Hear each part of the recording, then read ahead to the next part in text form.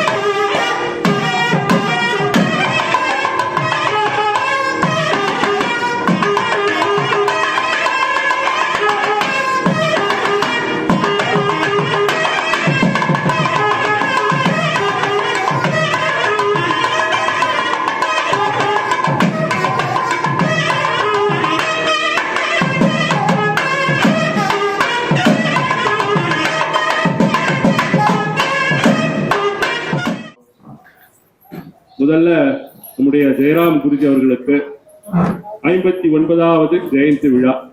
அதற்காக ஒரு மிகப்பெரிய கைத்தட்டலுடன் அவர்களிடமிருந்து ஆட்சிகளை பெறுவோம். எத்தனையோ வருடங்கள் காலங்கள் கடந்து கொண்டே இருக்கிறது. பல்வேறு விதமான சேவைகள், நலத்திட்ட உதவிகள், பக்தர்கள், இங்கு வரக்கூடிய மக்கள் ரொம்ப முனைப்பாக இருந்து ஆண்டுதோறும் தவறாமல் நம்முடைய ஏகாம்பர சுவாமிகள் அவர்களின் நினைவால் உருவாக்கப்பட்ட இந்த தியான மண்டபத்தில் எம்பெருமான் சிவபெருமானுடைய அருட்கடாக்கத்தால் தொடர்ந்து சத்காரியங்கள் நடந்து கொண்டிருக்கக்கூடிய இந்த தலத்திலே பல்வேறு விதமான நற்காரியங்கள் தொடர்ந்து நடைபெற்றுக் கொண்டிருக்கிறது. துன்பங்கள், கஷ்டங்கள் இதெல்லாம் தீரணும், வாழ்க்கையில் இன்னொரு பரிமாணத்தை நாம் அடையணும் அப்படின்னா இந்த மாதிரி சுவாமிஜிக்கள் அவருடைய வருகை, இந்த மாதிரி பெரியவர்கள் அவருடைய வருகை, இது எல்லாமே அதை பார்க்கும் போதும் அதை கேட்கும் போதும் நம்முடைய மனசு கண்டிப்பா வேற மாதிரி வேற தளத்துக்கு போகும். வேற மாதிரி எண்ணங்கள் நமக்கு உருவாக்கப்படும். இருக்கிறதுலே நல்லா இருக்கணும், நல்லா வாழணும் அப்படிங்கிறது இருக்கிறத வச்சு எப்படி நாம் திருப்திகரமாக இந்த வாழ்க்கையை நாம் அனுபவிக்க வேண்டும் அப்படிங்கிறத நம்ம முதல்ல தெரிஞ்சுக்கணும். அதுக்கு இந்த மாதிரி குருமார்களுடைய அந்த பேச்சு, அவருடைய உரை, அது எல்லாமே மிகப்பெரிய ஒரு உறுதுணையாக இருந்து கொண்டிருக்கும்.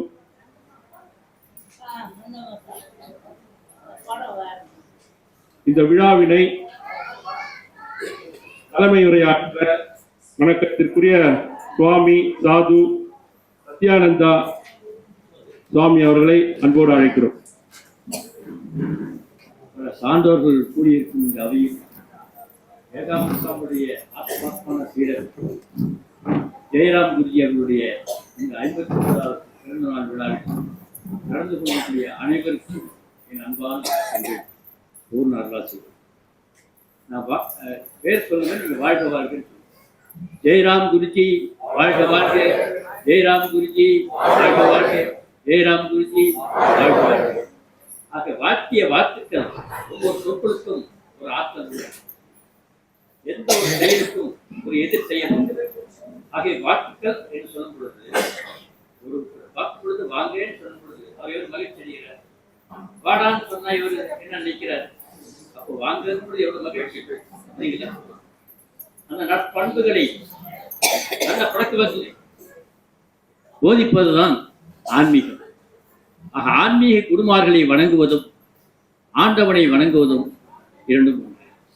ஆண்டவன் தான் குருவாக மனித தேகத்துடன் இதுதான் குரு பிரம்மா, குரு பிரம்மா, குரு விஷ்ணு, குரு தேவோ மகேஸ்வரா, குரு சாட்சாத் பரபிரம்மா, தஸ்மை ஸ்ரீ குருவே நமः. ஒரு மீனவர் கடலுக்கு சென்று மீன் பிடிக்கின்றார். அப்பொழுது அவர் பிரார்த்தனை செய்துவிட்டு மீன் பிடிக்க செல்கிறார். மீனே கிடைக்கவில்லை.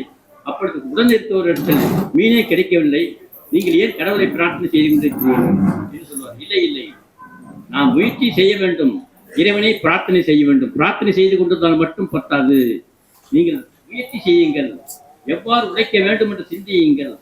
இறைவன் பக்க பலமாக இருப்பார். இறை சிந்தனையும் இருக்க வேண்டும், நமது முயற்சியும் இருக்க வேண்டும். இறைவனே அனைத்தையும் செய்து விடுவான் இருந்துவிடக்கூடாது. நம் முயற்சி வேண்டும், அறிவு தெளிவடைய வேண்டும், சிந்தனா சக்தியை வளர்த்துக் கொள்ள வேண்டும். இதற்காக துணை செய்வது பிரார்த்தனை. பிரார்த்தனை செய்வதால் மன அமைதியும் ஆற்றலும் அடைகின்றோம். பிரார்த்தனை மனிதனுக்கு தெளிவை உண்டாக்கும். பிரார்த்தனை அகந்தையை போக்கும், அறியாமையை நீக்கும்.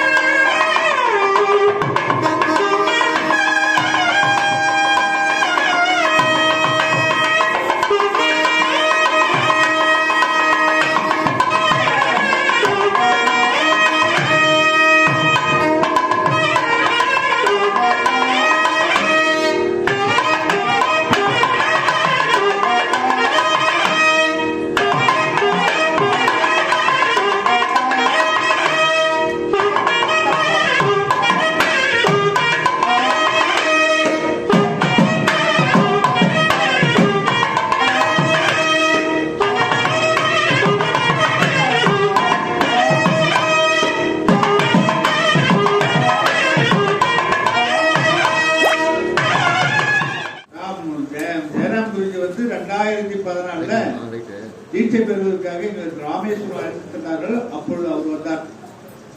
அவரு சந்திரனுடைய அதாவது உகநக நட்பது நட்பென்று நெஞ்சத்து அகநக நட்பு நட்பென்று என்றும் ஒன்றைகளும் ஒருவனிதாக அனைவரும் வாழ்ந்து கூடி வாழ்ந்தால் கூடி நன்மை என்ற நிலையில் ஆள வேண்டும் என்று கூறி அவரை வாழ்த்தி இறைவன் அனைவரும் இறைவன் நேர்பார்வையாக வாழ்த்துவார் என்று கூறி நிறைவு செய்கிறேன்.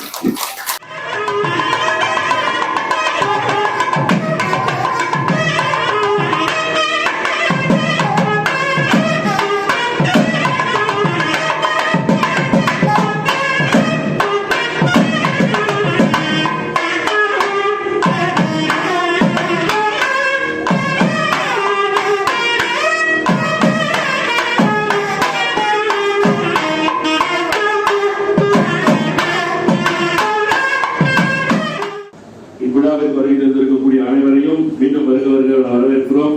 வணக்கத்திற்குரிய திரு A.M. ஐயா அவர்கள் MLA சூளையூர் சட்டமன்ற தொகுதி உறுப்பினர் அவர்களை நம்முடைய கைலாஷ் தபோவனத்தின் சார்பாக வருகிறவர்கள் வரவேற்கிறோம். பொன்னாடை அணிவித்தல்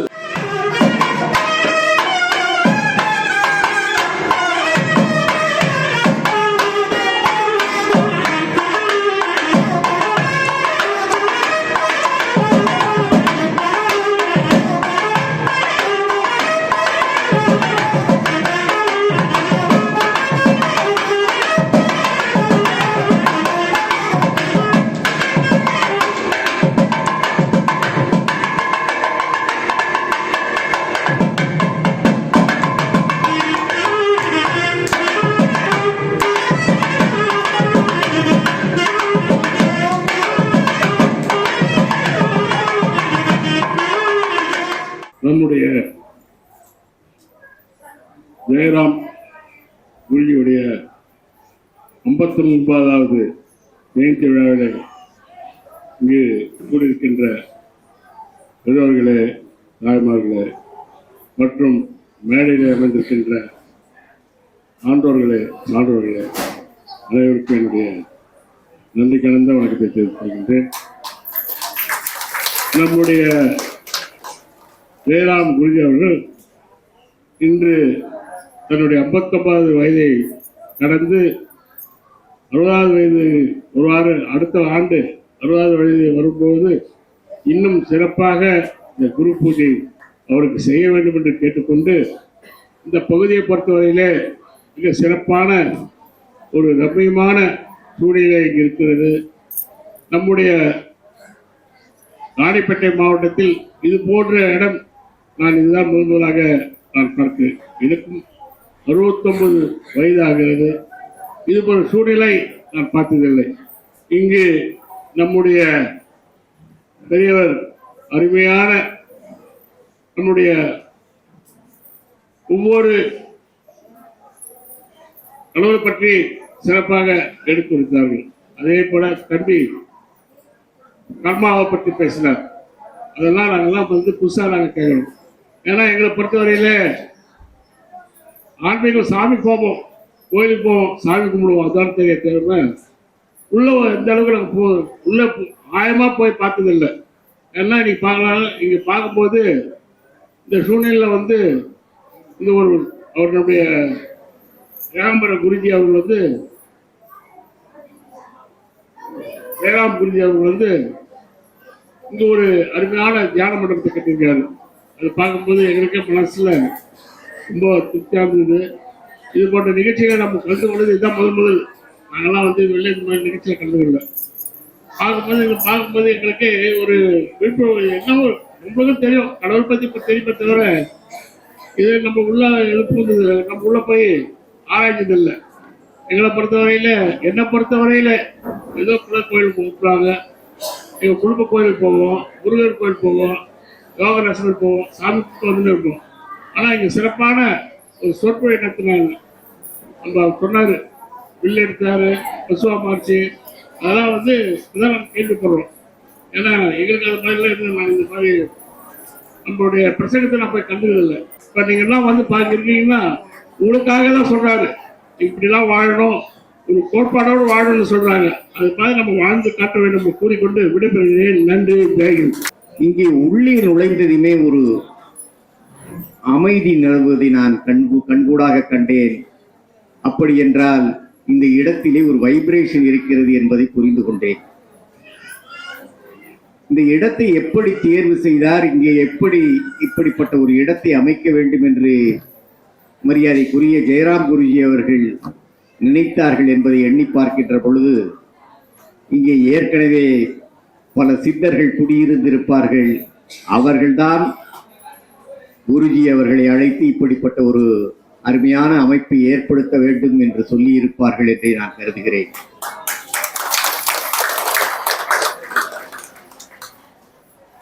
நான் அதிகமான நேரம் எடுத்துக்கொள்ள முடியாது என்கிற காரணத்தினாலே ஒன்றை மாத்திரம் சொல்லி என்னுடைய உரையை நிறைவு செய்து கொள்வேன். சுவாமி அவர்கள் தலைமை தாங்குகிற சுவாமிஜி அவர்கள் ராமகிருஷ்ண பரமஹம்சரை பற்றி ஒன்று சொன்னார்கள், விவேகானந்தரை பற்றியும் சொன்னார்கள். ராமகிருஷ்ண பரமஹம்சரை விவேகானந்தர் நாடி சென்றது எதற்காக என்றால், இறைவனை காண வேண்டும் என்கின்ற எண்ணத்திலே தான் அவர் ராமகிருஷ்ண பரமஹம்சர் அவர்களை நாடி செல்கிறார்கள். இறைவனை எனக்கு காட்ட முடியுமா என்றதும் அவருடைய அருகிலே அவரை அமர்த்தி அவருடைய கரங்களை பற்றினார். சுவாமி விவேகானந்தர் அப்படியே பரவசம் அடைந்து விட்டார். இப்பொழுது கண்டுகொண்டேன் என்று அவர் சொன்னார் என்பது வரலாறு. இங்கே ஜெயராம் குருஜி அவர்கள் இப்படிப்பட்ட ஒரு அருமையான ஏற்பாட்டை நமக்கெல்லாம் செய்து கொடுத்திருக்கிறார்கள். இது அவர்களுடைய 59வது பிறந்த நாள், அடுத்தது 60வது பிறந்த நாள். அவர்கள் 100 ஆண்டு காலம் வாழ வேண்டும், அதற்கு மேலும் வாழ வேண்டும். மனிதனுடைய ஆயுள் காலம் 120 ஆண்டுகள் என்று நம்முடைய முன்னோர்கள் கணித்திருக்கிறார்கள். இன்றைக்கு 100 வயதை தாண்டி வாழ்கின்றவர்கள் எல்லாம் இருக்கிறார்கள். அந்த வகையிலே இவர்கள் மனிதனுடைய முழுமையான ஆயுள் காலமாகிய 120 ஆண்டு காலம் வாழ வேண்டும். இந்த பகுதியை செழிப்படைய செய்ய வேண்டும். இந்த பகுதி மக்களுக்கெல்லாம் துணையாக இருக்க வேண்டும். இந்த உலகுக்கெல்லாம் துணையாக விளங்க வேண்டும். அவர்கள் வாழ்க வாழ்க, பல்லாண்டு பல்லாண்டு, பல்லாயிரத்தாண்டு வாழ்க என்று எல்லாம் வல்ல எம்பெருமானை பிரார்த்தித்து வாய்ப்பிற்கு நன்றி சொல்லி நிறைவு செய்கின்றேன். நன்றி. எல்லாம் உங்க வீட்டுல உட்காந்து என்னென்ன கஷ்டம் இருக்குதோ 1008 கஷ்டம், சீட்டு கட்டணும், கரண்ட் பில் கட்டணும், தவளை வாங்கணும், அண்டா வாங்கணும், குண்டா வாங்கணும், கல்யாணம் பண்ணணும், மொத்த கவலையும் ஒரு மூட்டையில வச்சு கட்டினாங்களாம். கட்டிட்டு எல்லாரும் இந்த மண்டபத்துக்கு வந்துட்டாங்க. மறுநாள் ஜனனிக்கு தான் எல்லாரும் ஒரு மூட்டை வச்சிருக்காங்களாம். உடனே ஒருத்தர் என்ன பண்ணாரா, அவங்க பையனையும் கூப்பிட்டு வந்திருந்தாராம். நின்றுட்டே இருக்காங்களா, சாமிஜி வந்தாராம். இந்த மூட்டையை வாங்கி என்ன பண்ண போறாரு தெரியல அப்படின்னு நினைச்சிட்டு இருந்தாங்களா மக்கள் எல்லாம். அப்ப அவர் என்ன சொன்னாரா, ஒரு 5 நிமிஷம் கரண்ட் ஆஃப் பண்ணுவோம், நீங்க என்ன பண்ணுங்க, இந்த மூட்டையை மாத்திங்க அப்படின்னாரு. அவர் என்னன்னா, இந்த மூட்டை பெரிய மூட்டையா இருக்கும், சின்ன மூட்டையை கொடுத்து மாத்திக்கலாம் அப்படிங்கிற அளவுல அவர் சொல்றாரு. எல்லாரும் சந்தோஷமா இருப்பாங்கன்னு பார்த்தா கரண்ட் ஆஃப் பண்ணிட்டு ஆன் பண்ணா எல்லாரும் எடுத்து அந்த மூட்டை அவங்களே தான் வச்சிருக்காங்களாம். ஏன்னு கேட்டா அவங்களுக்கு இருக்கிற பிரச்சனையை விட இன்னொருத்தருக்கு அதை விட பெரிய பிரச்சனையா இருக்கான். அவங்க பிரச்சனையை பார்க்கும்போது நம்ம பிரச்சனையை மேல் தொட்டு சந்தோஷப்படுறான். இதுதான் அந்த கதை. எனக்கு முன்னால் பேசியவர்கள்லாம் சொன்னாங்க, இறைவனை யாரும் பார்த்ததில்லை, நம்ம குரு வடிவில தான் பாக்குறோம் அப்படின்னு சொல்லிட்டு. அதுதான் உண்மையான கதைங்க. இன்னைக்கு எவ்வளவு பேர் நம்ம இங்க வந்திருக்கிறவங்கள எத்தனை பேரும் நம்ம சாமியை பார்த்தோம்னா யாருமே கிடையாது, குருவை மட்டும்தான் பார்த்திருக்கிறோம். குரு வடிவில தான் நம்ம கடவுளையும் நம்ம வணங்குறோம். உண்மையில அந்த சகோதரர் சரவணன் சொன்னாரு, நம்ம அனைவரும் வந்து கடவுளை பார்க்கல. அந்த வழியில ஒவ்வொரு குருமார்கள் நமக்கு முன்னாடி வந்த வள்ளலார் ஆகட்டும், ராமலிங்க சுவாமிகள் ஆகட்டும், நம்ம விவேகானந்தர் ஆகட்டும், கடைசியா நம்ம துர்பானந்த வாரியார் ஆகட்டும், இவரெல்லாம் நம்ம எல்லாருமே பார்த்துப்போம். நமக்கு முன்னாடி இருக்கிற சங்கதிகளோ, எங்க அப்பாவோ தாத்தாவோ இல்ல உங்க சங்கத்துல யாராவது ஒருத்தர் கண்டிப்பாக இவர்களை பார்த்துக்கலாம்.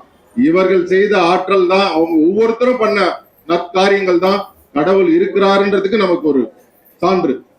ஆகையால் தான் இன்னைக்கு உண்மையில சொல்ற குருவை வணங்கத்துக்கு உண்மையில இந்த செங்காநாத்து ஐயா சொன்னாரு, இது சொர்க்க பூமியா மாறிட்டு வருது செங்காநாத்தை. உண்மையில சொல்றேன், தலைவருக்கும் முன்னாள் இப்ப இருக்கிற தலைவருக்கும் சொல்றேன், ஏன்னா அந்த செங்காநாத்த மலை உள்ள நுழையும் போதே பைரவர் கோயில், இந்த பைரவர் கோயிலுக்கு வருவதெல்லாம் பாத்தீங்கன்னா ஒவ்வொரு ஞாயிற்றுக்கிழமையும் மிகப்பெரிய தொழிலதிபர்களும் மிகப்பெரிய முன்னாள் முதலமைச்சர்கள் மினிஸ்டர் எல்லாருமே வராங்கன்னாக்கா, அதற்கு அடுத்தது வந்தா இன்னொரு மடம் இருக்கு. இங்க வந்தா அது செங்காநாத்த என்ட்ரன்ஸ்லயும் ஒரு மடம் இருக்கு. இதுக்கு இவர் நம்ம ரவியை கேட்டா இதுதான் செங்காநாத்த முடிகிற இடம். ஸோ ஆரம்பத்திலயும் ஒரு மடம் இருக்கு, இங்கேயும் மடம் இருக்கு. இந்த ரம்யமான தோற்றத்துல இந்த செங்காநாத்தம் இவ்வளவு செழிப்புடன் உண்மையில இந்த மலையை வந்து நம்ம வேலூர் ஊட்டினே சொல்லலாம். ஏன்னா இந்த மாதிரி மலை நம்ம வேலூரை சுத்தி எங்கேயுமே கிடையாது. அவ்வளவு இயற்கை ரம்யமா இந்த இடம் இருக்கு. கண்டிப்பாக இந்த பூமி நமது செங்காநாத்தம் சொர்க்க பூமியாக மாறும் என்பது எந்த விதமான ஐயப்பாடும் இல்லை. உண்மையில சொல்ற நம்ம ஜெயராம் குருஜி அவர்கள் வந்து முதல்ல இந்த மாதிரி ஒரு இடம் இருக்குன்னு சொல்லிட்டு எங்கிட்ட சொல்லும் போது, ஐயா அங்க நான் கேள்விப்பட்டதே இல்லை, நீங்க வந்து பாருங்க ஐயான்னு. உண்மையில இங்க வந்ததுக்கு அப்புறமா தான் தெரியுது இவ்வளவு ஒரு சிறப்பு வாய்ந்த சக்தி வாய்ந்த. உள்ள போயிட்டு நின்றுமே அதுல ஆட்டோமேட்டிக்கா ஒரு வைப்ரேஷன் வந்தது. போயிட்டு அந்த குருமார்கள் அதே மாதிரி அவர் தனக்கு வந்து மண்டபம் கட்டாம தன்னுடைய குருவுக்காக இவர் போய் ஒரு குரு கிட்ட சேவை செய்யறாரு. அந்த குருவினுடைய அவர் செய்த சேவை மற்றும் அவர் மக்களுக்கு ஆற்றிய துண்டு, அவர் மேல இவர் வைத்திருந்த அன்புக்காக இன்னைக்கு இவ்வளவு பெரிய ஒரு ஞான மண்டபத்தை கட்டி இன்னைக்கு அதுல வந்து தன்னுடைய குரு பூஜையை நடத்துறாருன்னா உண்மையில இந்த மாதிரி எத்தனை பேருக்கு மனசு வரும்னு தெரியாதுங்க. இன்னைக்கு பெற்ற தாய் தந்தைக்கு ஏதாவது ஒரு கூட வச்சுட்டு பண்றோம்னா கிடையாது. தன்னுடைய குரு கிட்ட குறைஞ்சபட்சம் 9 ஆண்டுகள், ஐயா நீங்க சொன்னது 9 ஆண்டுகள் அவர்கிட்ட சிஷியனா இருந்ததுக்காகவே இங்க வந்து இந்த தபோவனத்தை ஏற்படுத்தி அவருக்காக குரு பூஜை பண்ணணும், அவருடைய வழியில நான் செல்லணும் அப்படின்னு சொல்லிட்டு இன்னைக்கு இங்க இருக்கிற மக்கள் அனைவருக்கும் இந்த தவபூமியை கொடுத்து அதே மாதிரி ஒரு ஞான மண்டபத்தை கட்டி வர்ற மக்கள் நிம்மதியாகவும். எவ்வளவு பிரச்சனை இருக்கு. இப்ப நம்ம சகோதரர் சொன்ன மாதிரி ஒவ்வொரு மனுஷனுக்கும் பிரச்சனை இல்லாத மனுஷனே கிடையாது. இப்ப இங்க கேட்டாவே நீங்க ஆளுக்கு ஒரு நோட் புக்கு கொடுத்தா ஒரு நோட் புக் பத்தாது, பக்கத்துல இன்னொரு நோட் புக் கொடுங்க, எனக்கு பிரச்சனை அவ்வளவு இருக்குன்னு சொல்லுவீங்க. பிரச்சனைகளை முடிவுக்கு நம்ம கையில தான் இருக்கு. உண்மையில மிக ஒரு சந்தோஷமான தருணம் இந்த இடத்துக்கு வந்ததுல. எனக்கு உங்க எல்லாரையும் பார்த்தது எனக்கு இன்னும் எனக்கு ஒரு மனசு திருப்தியா இருக்கு. கண்டிப்பாக இந்த தபோவனம் ஒரு சிறந்ததாகவும் நல்ல இது போல மக்களுக்கு பயன்படும் வரையில ஒரு தவ பூமியாகவும் இந்த தபோவனம் விளங்க வேண்டும் என்று கூறி வாய்ப்பளித்த அத்தனை நல்ல உள்ளங்களுக்கும் நன்றி நன்றி நன்றி. இங்க எனக்கு பெரியவங்க எல்லாருமே வந்திருக்காங்க. அவங்க ரொம்ப உங்களுக்கு நிறைய விஷயங்களை சொல்லியிருப்பாங்க. நான் ரொம்ப நேரம் பேச எனக்கு பிடிக்காது. 2 நிமிஷம் ஒரு சின்ன கதை மட்டும் சொல்லி விட்டுறேன். ஒரு சாமி ஒருத்தர் ஒரு ஊருக்கு போயினுக்கிறார். அந்த ஊர்ல வந்து ஒரு திண்ணை மேல ஒருத்தர் உட்காந்துன்னு இருக்காரு. ஒரு தனியாக சாதாரண மாலை. அவர் கூட போயிட்டு உட்காந்து பேசின்னு இருக்க சொல்ல, என்னப்பா உங்களுக்கு யாருப்பா அண்ணன் தம்பியெல்லாம் இருக்காங்களா, குடும்பம் இருக்கு? அதெல்லாம் எனக்கு எதுவும் இல்லை சாமி, நான் ஒண்டி தான் இருக்கேன். சரி என் கூட வாயப்பா, நீ ஏன்டா தனியாக தானே இருக்க அப்படின்னு. சாமி எல்லாரும் ஜனங்களை பார்க்க சொல்ல எனக்கும் ஒரு வாழ்க்கை எதுனா இருக்கணும், ஒரு கல்யாணம் பண்ணணும்னு ஆசை. அப்படியா, சரி என்ன போலவே இருக்கணும் போன அவர் ஆசீர்வாதம் மட்டும் போயினுங்கிறார். சரி அவருக்கும் கொஞ்ச நாள் பொறுத்து ஒரு கல்யாணம் ஆயிடுது. சரி திருப்பி வர சொல்ல பார்த்தா அவரு அதே இடத்துக்கு ஒரு 4-5 வருஷம் பொறுத்து வராரு. வர சொல்ல பார்க்க சொல்ல அந்த இடத்துல அவருக்கு கல்யாணம் ஆகிட்டு இருக்காரு. எப்பா நீங்க நினைச்ச மாதிரி கல்யாணம் பண்ணிட்டுக்கிற, வீடெல்லாம் இருக்கு, சரி இப்போ அது வரையான்? இல்லை சாமி எல்லாரும் பசங்களோட இருக்காங்க, எனக்கும் பசங்க தேவைப்படும், ஒரு குழந்தை 2 குழந்தை நானும் பார்த்தேன். சரி அப்படியே இருப்போன்னு ஆசீர்வாதம் போட்டு போறாரு. போயிட்டு இன்னும் ஒரு 5-6 வருஷம் பொறுத்து வராரு. அங்க திருப்பி வர சொல்ல பார்க்க திருப்பி அவர்கிட்ட பேச சொல்ல அவருக்கு கல்யாணம் 2 பசங்க இருக்காங்க. ஏன்பா இப்பதான் பசங்கெல்லாம் குடும்பம்லாம் ஆயிடுச்சு, இனிமேல் நீ வர வேண்டியது தானே, வா என் கூட. இல்லை சாமி எல்லாரும் குடும்பம் பசங்க கல்யாணம் பண்ணணும், சரி அவங்களுக்கு முடிச்சிடலாம் அப்படின்னு. சரி திருப்பியும் ஆசீர்வாதம் பண்ணிட்டு அவர் போறாரு. போயிட்டு இன்னொரு 20 வருஷம் 10 வருஷம் பசங்கெல்லாம் பெருசாகிட்டுக்குது, கல்யாணம் ஆகிட்டுக்குது. சரி வந்துடும்பா, இப்போதான் எல்லாம் முடிஞ்சிடுச்சு. இல்லை, அவங்கெல்லாம் வேலைக்கு போயிடுறாங்க, என் பேர பசங்களை நான் தான் பார்த்துக்கிறேன் அப்படின்னாரு. என்னப்பா இன்னும் இருந்து தள்ளினேக்கிறேன். இல்லை சாமி, பேர பசங்க கொஞ்சம் பெருசாக வந்துட்டா நான் வந்துடுவேன் அப்படின்னு. திரும்பியும் போறாரு. போயிட்டு இன்னொரு 5 வருஷம் 10 வர வந்து பார்க்க சொல்ல பார்த்தா அவர் யாரும் இல்லை, பெரியவர் இறந்துடுறாரு.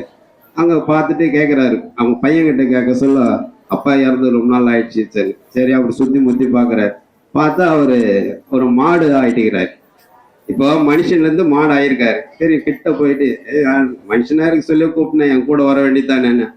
இல்லை சாமி, எங்கள் பேர பசங்கள்லாம் இருக்கு, அதுக்கு பால் கொடுக்கணும், அவங்க பையன் போயிடுவான், நாங்கள் தான் பார்த்துக்கணும். அப்படியா, சரி இப்போ வர சொல்கிறேன். இல்லை சாமி, நான் அப்புறம் வந்துடுறேன். போயிட்டு இன்னொரு 10 வருஷம் 10 வர திருப்பி வந்து பார்த்தா திருப்பி அதே இடத்துக்கு வீட்டுக்கு வர, எங்கப்பா அந்த பசுவை காணோம், அதுவும் செத்துடுச்சு. செத்துட்டு பார்த்தா அப்புறம் நாய் ஒன்று இருக்குது, அது கிட்ட போற. ஏன் சொன்னேன் கேட்கல, மனுஷனா இருந்த இப்போ மாடாயிட்ட. திருப்பி பார்த்தா நாய் ஆயிட்டு, இப்போவாது சொல்லு, நான் உன்னை கூட்டுறேன். இல்லை சாமி, எல்லாம் வீட்டில் போயிடுறாங்க, பேர பசங்க எல்லாருமே வேலைக்கு போயிடுறாங்க, நான் தான் வீட்டை பார்த்துக்கிறேன், நீ இன்னும் மாற மாட்ட மாதிரிக்குது. சரி திருப்பியும் போயிட்டு இன்னொரு 10 வருஷம் 10 வர வந்து பார்த்தா திருப்பி அந்த நாயும் செத்து போயிட்டு. என்னடா சுற்றி பார்க்குறாரு. அப்புறம் பார்த்தா அப்பெல்லாம் பெரிய பானை ஒன்று இருக்கும், வரும் கிராமத்தெல்லாம் மூலையில் வருது. அங்கே பார்த்தா ஒரு பாம்பு ஒன்று இருக்கும். கிட்ட போறாரு. பார்த்தா அறிவு கம்மியாக போ, ஒரு அறிவு கிட்ட வந்துடுச்சு. அது கிட்ட போய் கேட்குறாரு, என்னவா நீ பாம்பா ஆயிட்டுக்கிறியா, இத்தனை வருஷம் மனுஷனா இருந்த, மாடா இருந்த, நாயான்னு இப்போ பாம்பா ஆயிட்டுக்கிறியா, இப்போ கூட சொல்லுன்னு. இல்லை இந்த பானையில எங்கள் பையன் பேர் சேர்த்து வச்சுக்கிற பொருளெல்லாம் அதில் இருக்குது, நகைலாம், அதை நான் தான் பார்த்துன்னுக்கிறேன், உன்னை திருத்தவே முடியாதுன்ட்டு அவர் போயினே இருந்தாரு. இந்த மாதிரி நம்மலாம் வந்து கொஞ்சம் கொஞ்சமா இந்த நல்ல விஷயங்களை நம்ம கடவுளை கும்பிடுறோம். அப்புறம் கடவுளுக்கு அப்புறம் இன்னொருத்தர் யார் இருக்கிறாங்க அப்படின்னு கொஞ்சமா அந்த குருமார்கிட்ட வந்தா நம்ம தெளிவடைவோம். அதுக்கு தான் நாங்கெல்லாம் இந்த வேலையை செஞ்சுக்க மாட்டோம். எங்களுக்கு எதுவும் தேவையில்லை. ஐயா சொன்னாரு, இவங்களெல்லாம் எப்படி தேர்ந்தெடுத்துன்னு. நான் ஒரு சாதாரணமா ஒரு கூலி வேலை செஞ்சுட்டு இருந்தேன். அப்போ என் கூட இருக்கிறவங்க எல்லாம் என்ன மாதிரியே தான் கஷ்டம். எனக்கு நல்லா இருந்தேன், எங்க அப்பா அம்மாலாம் நல்லா இருந்தாங்க, எனக்கு எல்லாம் வசதி இருந்தது. ஆனாலும் நான் கூலி வேலை செய்ய சொல்ல எனக்கு கீழே இருந்து எவ்வளவு பேர் ஒண்ணும் இல்லாத இருந்தாங்க. நம்ம நல்லா இருந்தா இவங்களுக்கு ஏதாவது ஒண்ணு செய்யணும்னு நினைச்சேன். அது இன்னைக்கு ஐயா சொல்ல வச்சு இதை சொல்றேன். எனக்கு எல்லாம் ரொம்ப கீழே இருக்கிறவங்க, வேலை செய்யறவங்க, கூலி வேலை ரொம்ப பிடிக்கும். நம்ம அந்த இடத்துல நின்று பார்க்க சொல்லதான் தெரியும் அவங்களுக்கு எவ்வளவு கஷ்டமா இருக்குது. அது நம்ம எண்ணம் போல நம்ம கொஞ்சம் வருஷம் யாருக்காவது என்னால முடிஞ்ச உதவி செஞ்சுருக்கேன். வேற ஒண்ணு இங்க செய்யறதுக்கு எதுவும் பெருசா செய்யலைங்க. ரொம்ப சந்தோஷம் எல்லாருக்கும். நம்முடைய ஜெயராம் குருஜி அவருடைய 59வது ஜெயந்தி விழா இங்கே நிறைவேறுகிறது. இவ்விழாவிற்கு வருகை தந்த அனைவருக்கும் நன்றிகளை தெரிவித்துக் கொள்கிறோம். உங்க எல்லாருக்கும் நன்றியை தெரிவித்துக் கொள்கிறோம். யுகபர சுகம் ஆனந்தம் அனைத்தும் பெற்று இங்கு வருகை தந்துள்ள உங்கள் அனைவருடைய வாழ்க்கையில் ஒரு அற்புதமான மகிழ்வான வாழ்வை என்று பெற வேண்டும் என்பதனையே பிரார்த்தனைகளாக நம்முடைய தபோவனம் சிவபெருமானுடைய பொற்பாத கமலங்களில் பணிவுடன் சமர்ப்பிக்கிறது.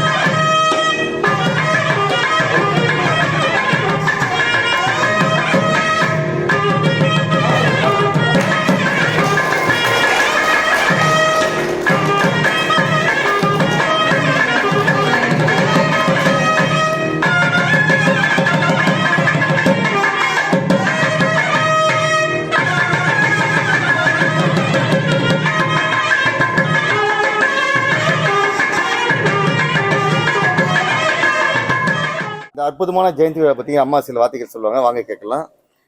இந்த ஊரில் வந்து இந்த இடம் கிடச்சதே எங்களுக்கு பெரிய ஒரு பாக்கியமாக நினைக்கிறோம். எங்கள் குரு நினைவாக நாங்கள் இதை கட்டியிருக்கிறோம். அடுத்து வந்து பார்த்திங்கன்னா எங்கள் ஐயா வந்துட்டு எங்கள் குருக்கிட்ட 9 வருஷமாக சிஷியராக இருந்தார்.